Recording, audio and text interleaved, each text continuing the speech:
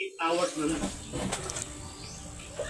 Well, yung Secretary of Defense, yung Presidente ng Science Advisor, yung NASA Administrator, yung Director ng Astrophysical Research ng JPL at mga top scientists ng buong mundo at yung sumasangay. Wala na tayong magagawa para pigilan yun. Wala talaga.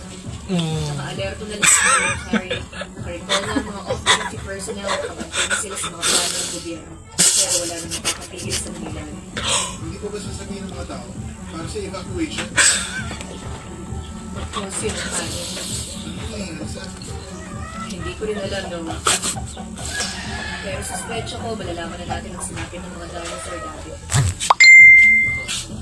Ano dapat natin gawin, Professor? Tawagan niyo po kayo.